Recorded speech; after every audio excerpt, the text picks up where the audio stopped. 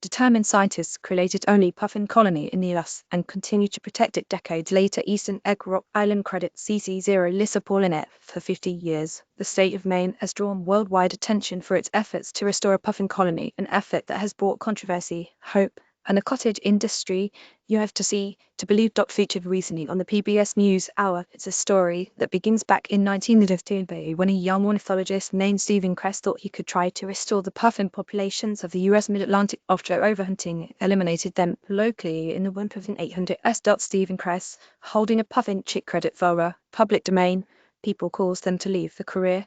Puffin-ologist said, maybe people can help bring them back. That was the notion. I had no idea that notion was going to be my life's work. Indeed, the young scientist suffered the slings and arrows for his trouble, but his years of work were a success. Back then, Kress believed that if he could hand here puffin chicks on Eastern Egg Rock Island, the last place they were found in the US, they might return to nest there after fledging.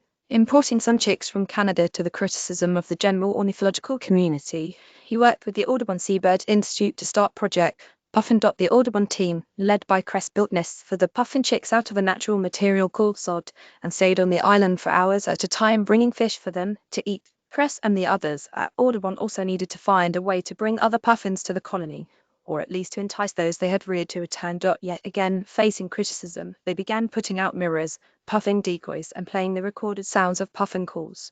The birds are highly social and dependent on colonial structures.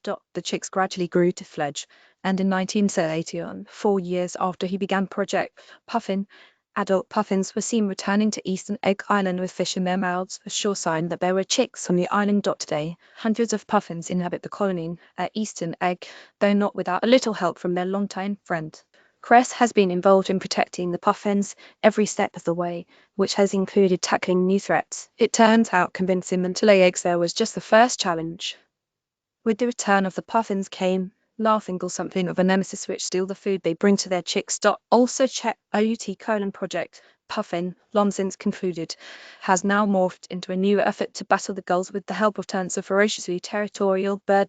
I was hoping that the terns alone would be enough to protect the puffins, Kress admitted. Now we know that the terns alone aren't enough to protect the puffins. The terns and the puffins need our help. More seabird saviors: their solution was more decoys, hundreds of them, of varied species such as those the gulls don't want to mess with. This response prompted the Audubon team to create a robust decoy production facility where hundreds of birds of 48 different species are made every year, causing an international demand that has seen them used in over 800 seabird conservation efforts. The production is overseen by Susan Schubel, the Seabird Institute's outreach educator, who said that by using decoys they can send clues and signals to different species about where it's safe to nest. Watch the story below from PBS News Hour.